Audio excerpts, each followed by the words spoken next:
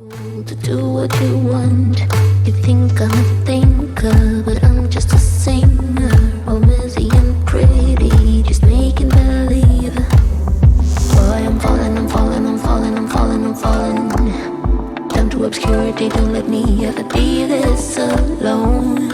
I'm falling, I'm falling, I'm falling, I'm falling, I'm falling. You shouldn't be trusting me, I could be making it all up, you know. You don't know me. I'm a danger to myself. Control, you don't know me. I am fading unfelt. Es un honor presentar a la doctora Julia Cristina Córdoba Muñoz, una profesional de la salud con más de una década de experiencia. Es médica con más de 10 años de experiencia en el Hospital General de Zona número 13 en Acuña, Coahuila. Graduada de la Universidad Autónoma de Coahuila, Unidad Torreón. La doctora Córdoba se especializó en pediatría en la UMAE 25 de Monterrey, Nuevo León, y en gastropediatría en el Centro Médico Nacional de Occidente en Guadalajara, Jalisco. Su enfoque y conocimientos la han destacado en el tratamiento de condiciones pediátricas, siendo una figura crucial en el cuidado de la salud infantil. En resumen, la doctora Julia Cristina Córdoba Muñoz, con su destacada trayectoria en pediatría y gastropediatría, ha dejado una huella significativa, siendo reconocida como un pilar en el cuidado de la salud. Gracias por acompañarnos. Hola, buenas tardes. Soy la doctora Julia Cristina Córdoba Muñoz y me complace el día de hoy hablarles un poquito sobre la pediatría abdomen agudo en niños pediátricos. Vamos a hablar un poquito sobre la epidemiología. De acuerdo a la Asociación Americana de Pediatría, 1 de cada 100 niños presenta al menos un episodio de dolor abdominal agudo que requiere atención médica. Del 5 al 10% de todas las visitas a urgencias de pacientes pediátricos son por dolor abdominal. El 30% de las consultas de urgencias en México son también por dolor abdominal. Entonces es muy importante saber cuáles son las principales causas de dolor abdominal y de abdomen agudo en pediatría, para así poder identificarlas y tener un mejor tratamiento oportuno. ¿Qué es el dolor abdominal o el síndrome de abdomen agudo? Es aquel que se caracteriza por un dolor intenso, constante, con una evolución rápida de menos de 72 horas, acompañado de un mal estado general, vómitos, otros síntomas acompañantes también, que requiere de tratamiento quirúrgico urgente. El abdomen agudo en pediatría se puede clasificar de diferentes formas, de acuerdo a grupo etario o localización, de acuerdo a causas médicas o causas quirúrgicas, de acuerdo a su fisiopatología, de acuerdo al grupo sindrómico el que engloba del paciente. Puede ser un síndrome infiltrativo, puede ser un síndrome peritoneal, puede ser un síndrome oclusivo, perforativo, traumático o anexial. De acuerdo al grupo de edad, se puede clasificar también de diferentes formas. Tenemos en la primera columna el grupo de edad, que es menores de 2 años, de 2 a 5 años, mayores de 5 años y adolescentes. En la segunda columna podemos ver las causas más comunes de dolor abdominal. Aquí incluye tanto causas clínicas como causas quirúrgicas. Como por ejemplo, en los menores de 2 años es muy común el cólico del lactante, pero las causas quirúrgicas ya es más común, por ejemplo, la invaginación intestinal. Esto es muy importante a considerar en los menores de 2 años. En los 2 a los 5 años hay causas clínicas como gastroenteritis, infecciones de vías urinarias, pero ya las causas quirúrgicas, las principales son apendicitis o incluso divertículo de Meckel. En los mayores de 5 años también tenemos pues gastroenteritis, infección de vías urinarias, estreñimiento, y ya en los mayores de 5 años, pero causas quirúrgicas, hablamos un poquito más sobre la apendicitis aguda. En los adolescentes también tenemos la gastroenteritis, el estreñimiento, infecciones de vías urinarias, neumonía, asma incluso, Y en causas quirúrgicas, apendicitis, torsión testicular, enfermedad inflamatoria pélvica en las mujeres o incluso embarazos ectópicos. Entonces, este cuadro me parece de vital importancia para así distinguir las diferentes causas de acuerdo al grupo etario. Este otro cuadro que les presento aquí habla sobre la etiología, pero de acuerdo al cuadrante abdominal. Aquí vemos, por ejemplo, si el paciente presenta un dolor en epigastrio, nos pudiera indicar incluso estado inicial de una apendicitis, una pancreatitis o una enfermedad ácido péptica. Si el dolor es más abajo en región periumbilical, aquí puede ser el estado inicial también de apendicitis, el divertículo de Meckel, gastroenteritis como causas clínicas o estreñimiento. Si el dolor es más en flanco derecho, nos habla más sobre colecistitis, colelitiasis, hepatitis o colon irritable. Si el dolor es más en el abdomen inferior, habla más sobre apendicitis, quiste de ovario o una infección de vía urinaria. En la fosa ilíaca derecha nos habla el dolor de apendicitis, quiste de ovario, un embarazo ectópico, ileitis, adenitis mesentérica o una infección de vía urinaria. Este cuadro es muy importante entonces para así diferenciar de acuerdo a la localización del dolor. Entonces, clínicamente, el abdomen agudo, ¿qué nos va a presentar? Primero, el dolor es el principal síntoma que nos va a presentar el paciente. Este se manifiesta de forma rápida y de progresión, pues realmente de horas. Nos puede también acompañar otros síntomas como cuáles, como fiebre, como náusea, como vómito. También incluso puede haber diarrea. Que haya o no diarrea, pues no, realmente aquí hay que diferenciar de unas también gastroenteritis. Pero si el dolor es intenso, es muy importante hacer diagnóstico de una apendicitis, incluso ya en niños mayores de 5 años.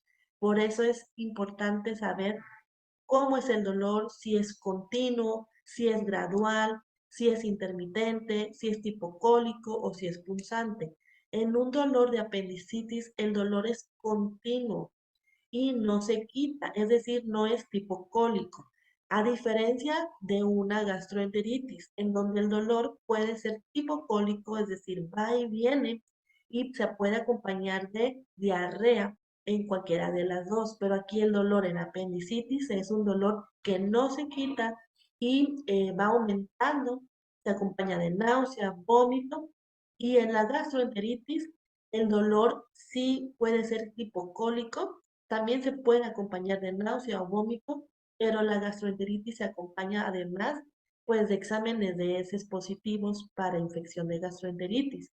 Y además también hay más pues diarrea y el dolor tipo cólico. Es muy importante esta diferenciación porque lo hemos visto mucho en el hospital, de diferencias entre apendicitis y gastroenteritis, ¿ok? Entonces, apendicitis, dolor tipo agudo que no se quita, acompañado de náusea, vómito, gastroenteritis, un dolor tipo cólico que puede ir y venir, diarrea, náusea, vómito, pero es tipo cólico. También es muy importante ayudarnos de algunos exámenes paraclínicos. Además, la anamnesis, la exploración física, tocar siempre ese abdomen, cómo está, es blando o está en madera, si también la percusión, si está mate, si se está palpando alguna masa, si realmente se escucha la peristalsis aumentada, que pudiera ser pues ruido de lucha en una obstrucción intestinal, por ejemplo, o ya está en silencio, que quiere decir que puede ser que ya esté con una perforación.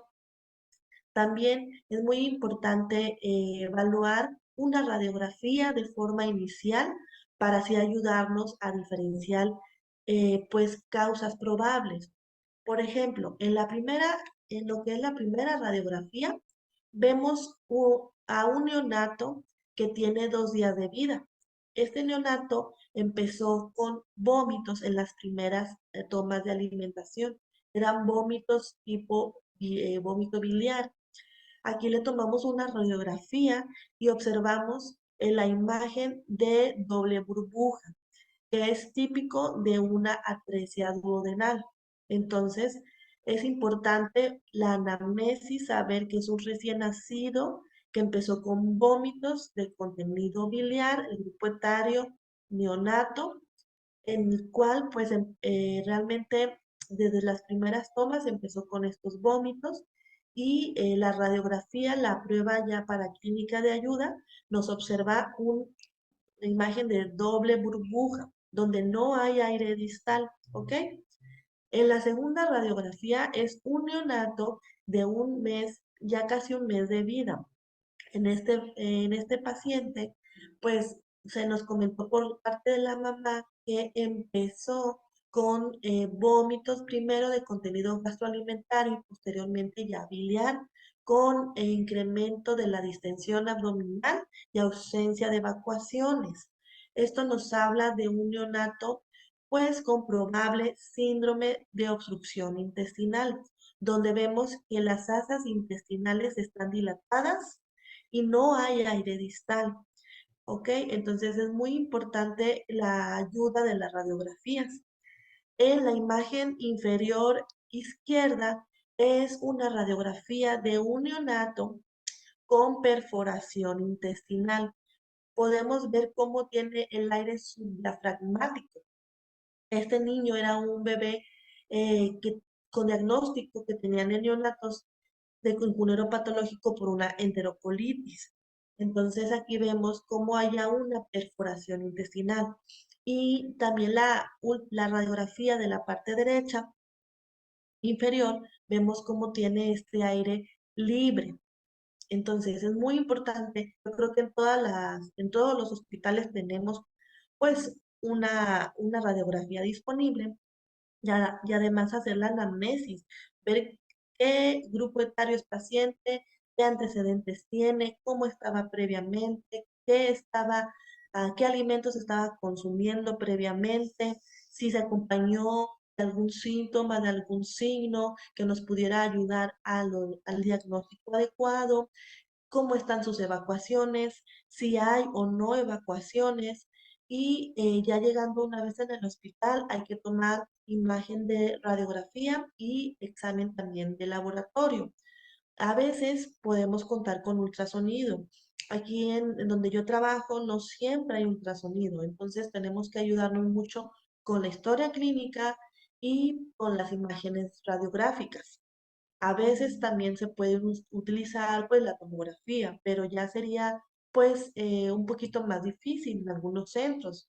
Entonces, una radiografía y una buena anamnesis nos pueden ser de bastante ayuda.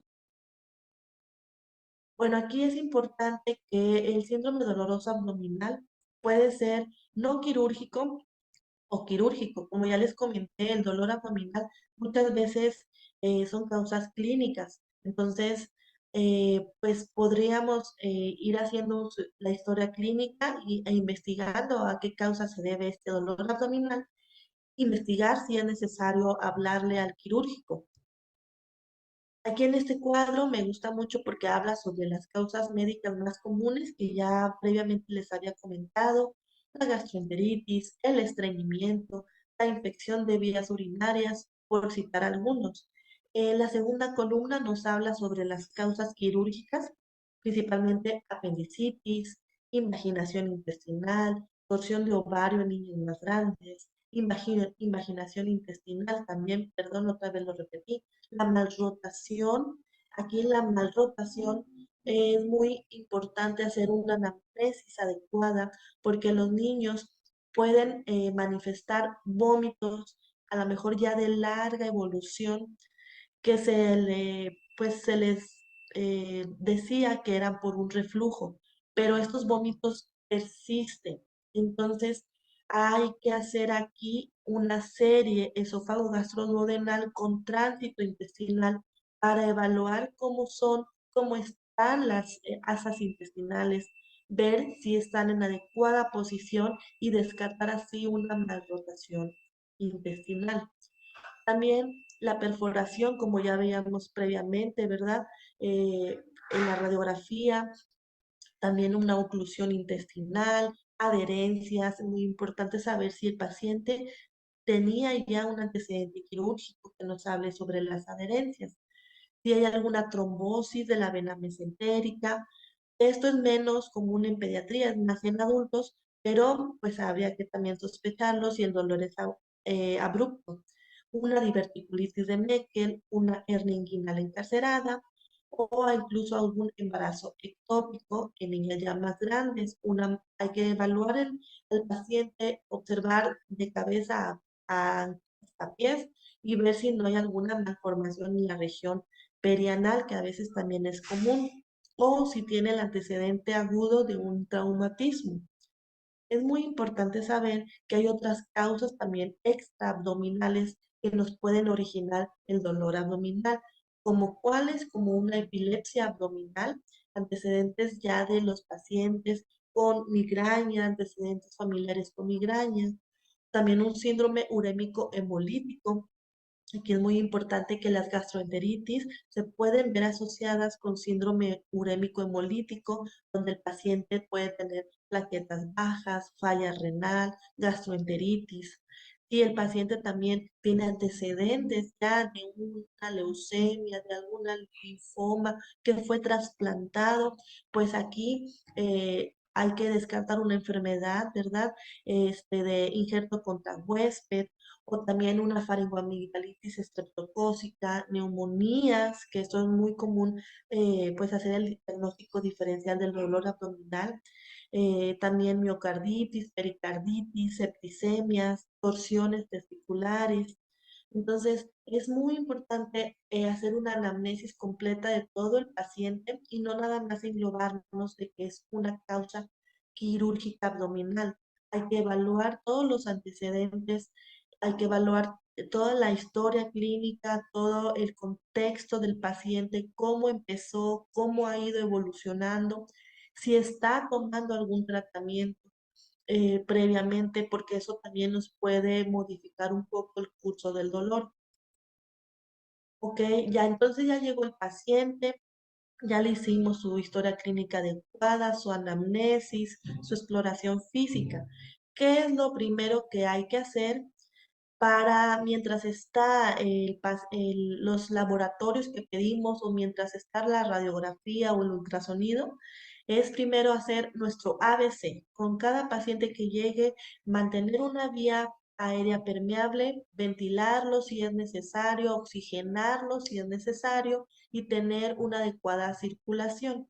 Entonces ya vimos, ya monitorizamos al paciente, vimos que su oxígeno es adecuado y ya vimos que pues sus signos vitales son estables. Hay que establecer de preferencia doble vía.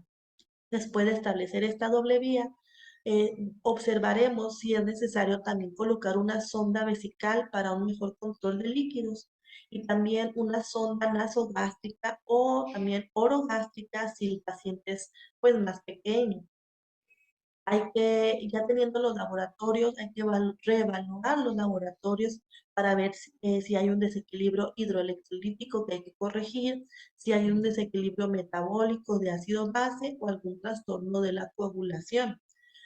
También hay que tratar si hay algún tipo de choque, si hay un choque hipovolémico por algún traumatismo, hay que evaluar si hay un choque anafiláctico, si hay algún tipo de choque hemodinámico y si se requiere algún tipo de aminas.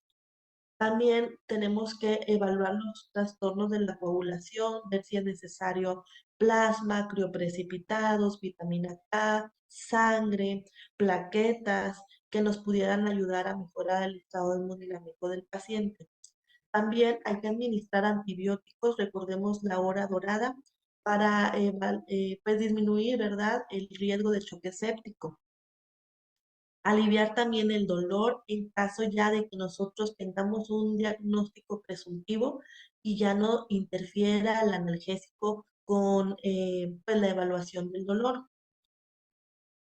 y posteriormente pues tratar la causa del abdomen eh, agudo de acuerdo a cada situación. En esta tabla, pues les englobo paso a paso qué es lo que vamos a hacer. Entonces, llega el paciente con un dolor abdominal de forma abrupta. Vamos a hacer la anamnesis, la exploración física, qué es lo que estaba haciendo el paciente, desde cuándo empezó, con qué síntomas, cómo se fue agravando, si le dio algún tratamiento, si le mejoró, si le empeoró y qué otros síntomas acompañantes tiene el paciente. Mientras vamos haciendo nosotros la historia clínica, le pedimos a enfermería que nos apoye a monitorizar los signos vitales, a canalizarlo doble vía y evaluar si es necesario la analgesia, antibióticos, paraclínicos, incluso también si es necesario una valoración por cirugía en ese momento.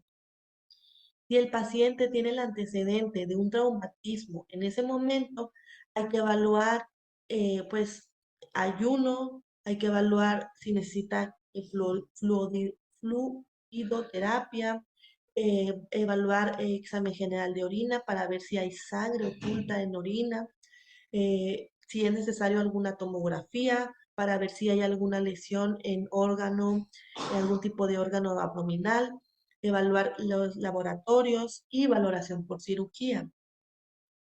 Si se sospecha que tenga un abdomen quirúrgico, entonces necesitamos dejarlo en ayuno con sus laboratorios prequirúrgicos y de acuerdo a los síntomas, si hay más síntomas digestivos, síntomas respiratorios o síntomas incluso urinarios, serían los estudios pues ya con diagnóstico presuntivos, examen de orina, exámenes de heces, también pues su hidratación adecuada, ultrasonido, tomografía.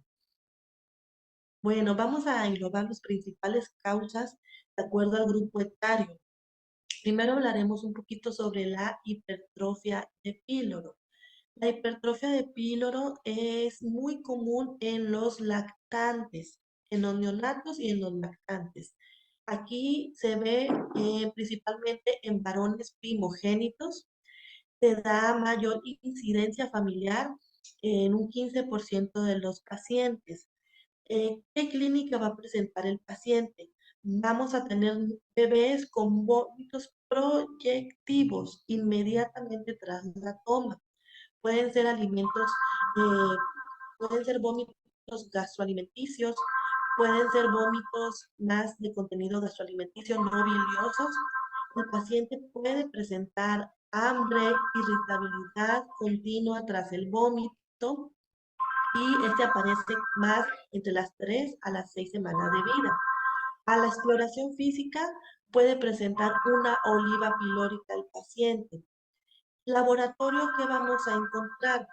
Vamos a encontrar una alcalosis metabólica hipoclorémica con hipopotasemia. ¿Por qué? Porque hay una pérdida constante de contenido gástrico. Entonces eso nos lleva a pérdida de hidrogeniones y de cloro. Por eso hay una alcalosis metabólica y también hipopotasemia. ¿Qué estudios de imagen nos pueden ayudar? Uno, pues puede ser el ultrasonido abdominal, donde el grosor del píloro pues está aumentado. Aquí me gusta mucho la mnemotecnia de 3.1416 del pi. ¿Por qué? Porque aquí pues nos habla de 3, el grosor del músculo pilórico es mayor de 3, la longitud es mayor de 14, ¿ok? Entonces, por eso me gusta esta mnemotecnia de 3.1416, para que no se nos olvide que si son mayores de estas dimensiones, nos pudiera hablar sobre una hipertrofia de píloro. Si vemos que realmente los grosores son límites, podemos repetir el ultrasonido dentro de 24 a 48 horas. También nos puede ayudar mucho una radiografía con vario o una radiografía simplemente donde vemos engrosamiento de la cámara gástrica y el signo de la cuerda en una radiografía con vario.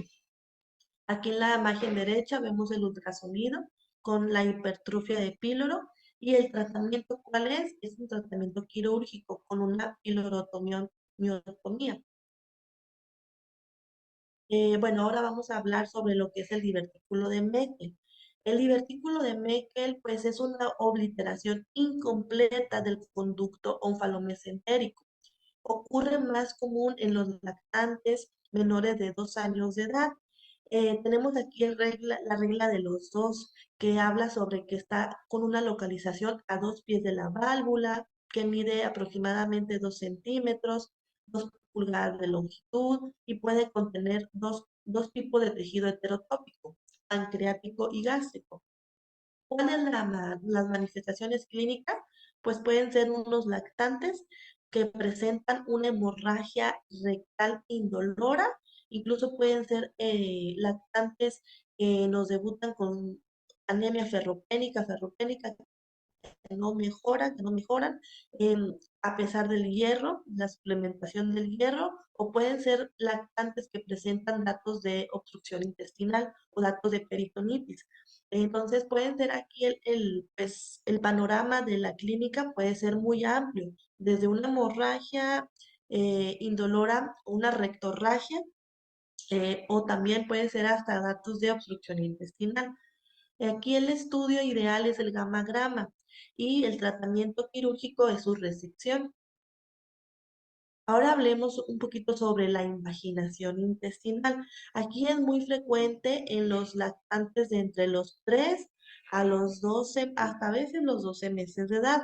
La forma más común es la ileocólica, ¿ok? Entonces aquí es muy importante hacer el abordaje inicial. Luego que llegue nuestro paciente a la consulta, incluso puede llegar aquí a la consulta, donde nos comentan pues que es un bebé de 4 meses de edad, que es previamente sano, que enfermó de forma súbita con vómito de contenido gastroalimentario.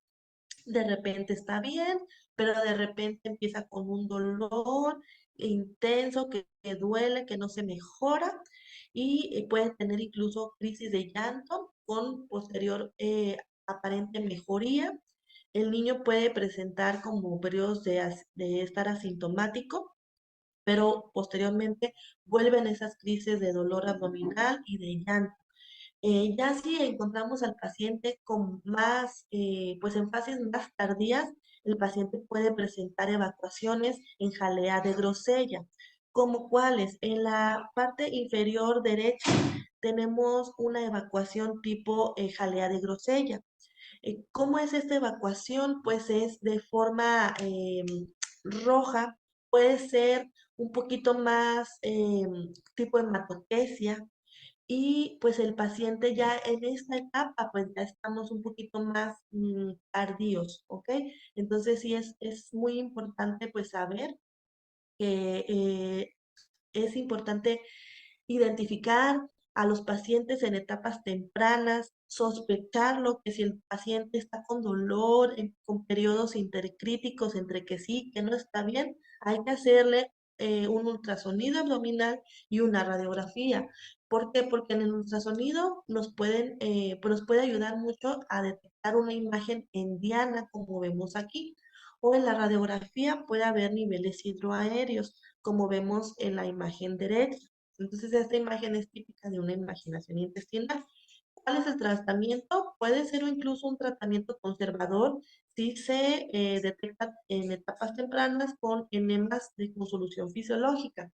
Pero si ya lo encontramos con datos más tardíos de perforación eh, o incluso peritonitis o mucho dolor abdominal o el paciente hemodinámicamente está inestable, pues usa un tratamiento quirúrgico. Bueno, muy bien. Ahora hablemos un poquito sobre la apendicitis.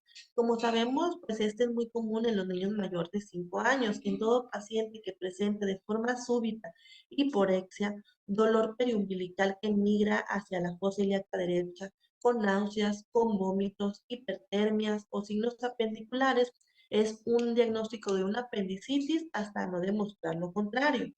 El ultrasonido puede tener una sensibilidad de hasta 94% y una especificidad de hasta 98%. El estudio de imagen ideal es la tomografía, pero como recordamos, pues no en todos los centros unidades contamos con esta. Es muy importante evaluar con la escala de Alvarado y con la escala de Paz al paciente, porque esto nos va a orientar sobre si es un diagnóstico más certero de apendicitis. Vamos a evaluar si este dolor abdominal que presentó ha ido migrando hacia la fosa ilíaca derecha, si el paciente presentó anorexia, si el paciente presentó náusea o vómito, si el paciente presenta dolor en cuadrante inferior derecho, si hay rebote, si hay fiebre, si hay leucocitosis o si hay neutrofilia. También en lo que es la escala de Paz nos habla sobre la leucocitosis, la neutrofilia, la fiebre, el dolor en el cuadrante inferior derecho, la náusea, el vómito, la migración del dolor y la anorexia. Aquí sí vemos que un puntaje medio entre 5 o 6 para Alvarado o de 3 a 6 para Paz, pues lo recomendable sería evaluación de cualquier forma por el cirujano o también evaluación por un ultrasonido. Aquí en la radiografía vemos en la imagen izquierda una imagen de efecto de masa. También podemos tener una posición antiálgica de la columna hacia el lado contrario del dolor. También podemos tener un aborramiento del psoas secundario a la apendicitis. O incluso también puede haber un fecalito, como vemos en la imagen primera. Entonces es muy importante en cuanto llegue el paciente a hacer un interrogatorio adecuado, un examen clínico del paciente y ver si hay signos sugestivos de apendicitis con la escala de Alvarado, con la escala de Paz. Si vemos que tiene de 5 a 6 puntos de Alvarado, podemos hacer un ultrasonido. Si el resultado aún así es ambiguo, hay que hacer una tomografía o una evaluación por cirugía. Muy bien. Entonces, eso sería todo por mi parte. Muchas gracias por su atención y muchas gracias al comité organizativo por la invitación. To do what you want. You think I'm a thinker, but I'm just a singer. All busy and pretty, just making believe. Boy, I'm falling, I'm falling, I'm falling, I'm falling, I'm falling. Down to obscurity, don't let me ever be this alone. I'm falling, I'm falling, I'm falling, I'm falling, I'm falling. You shouldn't be trusting me, I could be making it all up, you know. I control you, know.